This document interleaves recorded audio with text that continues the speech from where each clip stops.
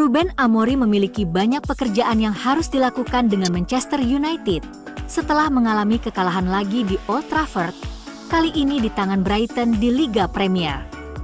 Ruben Amorim telah bersumpah untuk tidak mengubah cara dia mengatur tim Manchester United-nya meskipun mengalami hasil buruk lainnya. Pertanyaan memang harus ditujukan kepada Ineos. Bagaimana Anda bisa merekrut manajer baru di pertengahan musim dan mengabaikan jendela transfer Januari, terutama dengan kepergian Rashford, Malacia, dan Antony? Amorim jelas membutuhkan bek sayap kiri, namun di pertengahan Januari, Ineos masih bersikeras Amorim tak akan diberikan pemain baru, dia harus bekerja dengan skuad saat ini. Tim ini tidak terlihat seperti akan mencetak gol. Jelas kita membutuhkan wingback kiri dan gelandang serang kiri. Skuad saat ini adalah pemain Ten Hag, dan di bawah Amorim, MU masih tampak seperti tim yang ditakdirkan untuk finish di urutan ke-13. MU berada di urutan ke-13 karena suatu alasan, dan jelas membutuhkan pemain yang lebih baik. Perekrutan telah mengejutkan di tangan Ineos.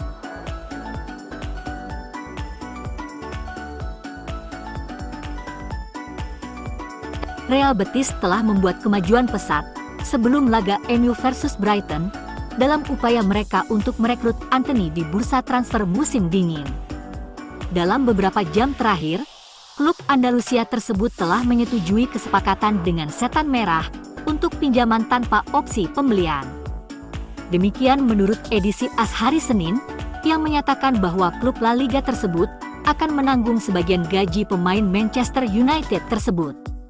ABC Sevilla, yang telah meliput kepindahan ini selama berminggu-minggu, melaporkan bahwa klub Spanyol tersebut berada dalam tahap akhir operasi dan memberikan informasi lebih lanjut tentang kesepakatan tersebut.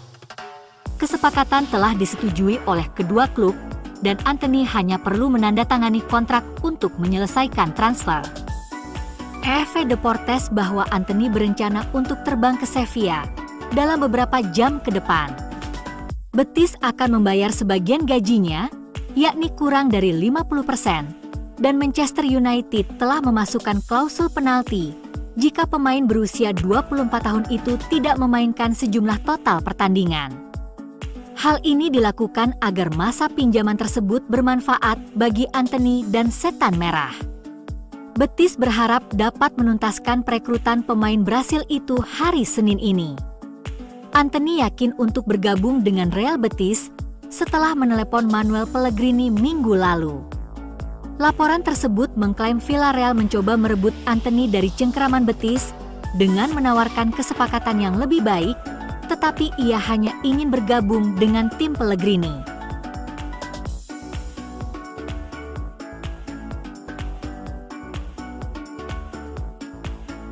Dan filosofinya di MU. Pelatih asal Portugal itu tetap teguh pada keyakinannya bahwa ia mengambil pendekatan yang tepat dan tidak akan mengorbankan filosofi yang telah memberinya kesuksesan di Sporting Lisbon. Itu jelas, katanya ketika ditanya apakah ia butuh waktu lama untuk menancapkan otoritasnya di United. Dengan pendekatannya yang baru di Old Trafford, para pemain akan menderita, para penggemar akan menderita.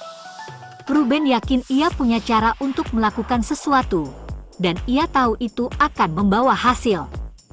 Namun, MU harus menderita saat-saat seperti ini, seperti Chelsea musim lalu. Juara Inggris 20 kali itu berada sedekat mungkin dengan zona degradasi. Dengan 26 poin dari 22 pertandingan. Pencapaian terburuk mereka di era Liga Primer adalah musim lalu, ketika mereka berakhir di urutan ke-8. United, yang terakhir kali terdegradasi dari divisi utama pada tahun 1974, telah kalah 6 kali dari 12 pertandingan Liga Kandang pembuka mereka, rekor terburuk mereka sejak 1893-1994. Namun, dua kata dari Sir Alex Ferguson kepada Ruben Amorim menyampaikan pesan kesuksesan. Tetap positif, pesan Fergie sambil menjabat erat tangan Amorim.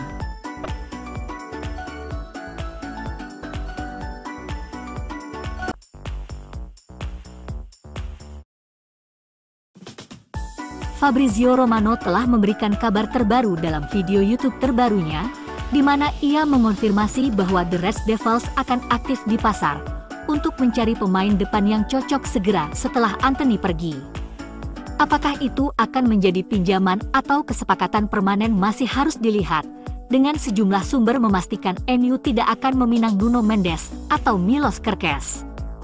Romano mengungkapkan bahwa Ineos memahami bek kiri Lecce, Patrick Dorgu, menjadi target yang lebih masuk akal.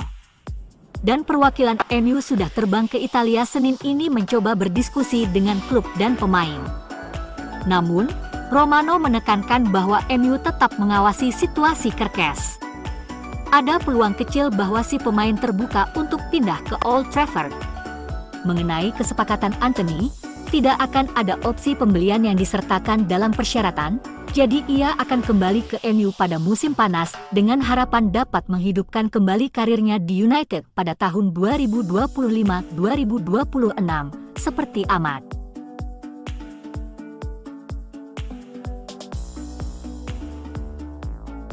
Bruno Fernandes mencetak satu-satunya gol untuk Manchester United saat mereka kalah dari Brighton di Liga Primer.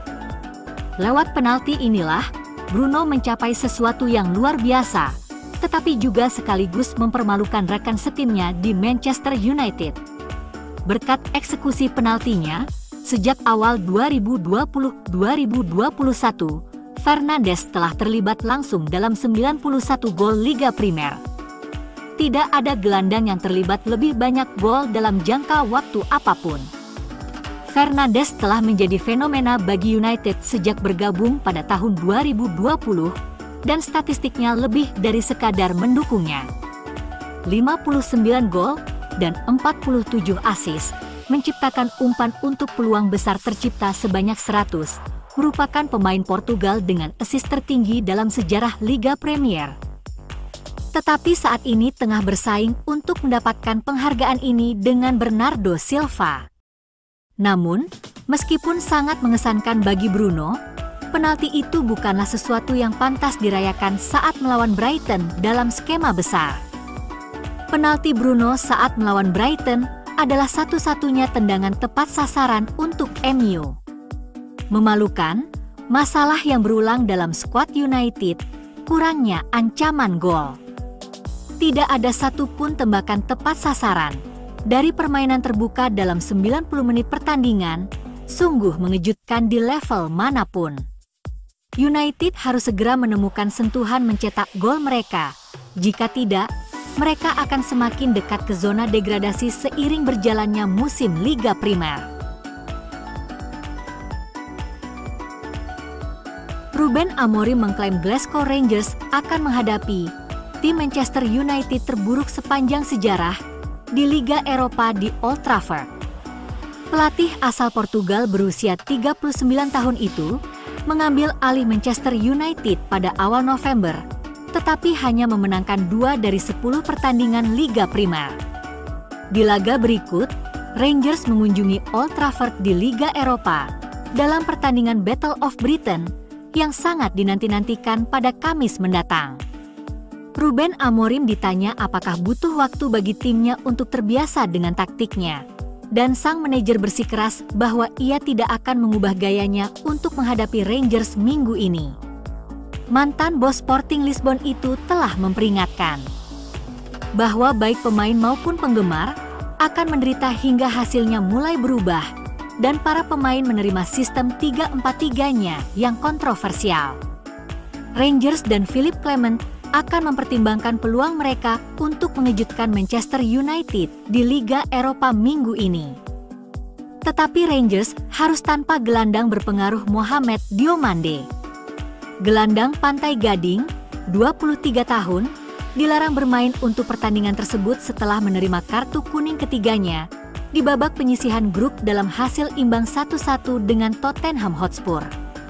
Diomande telah memulai semua kecuali 1 dari 6 pertandingan Rangers di Liga Eropa sejauh musim ini, masuk dari bangku cadangan di babak pertama dalam kemenangan 4-0 atas FCSB di Ibrox. Rangers juga menunggu kebugaran Jack Butland yang berharap untuk kembali ke Manchester United untuk pertandingan tersebut setelah menghabiskan musim 2022-2023 dengan status pinjaman di Old Trafford.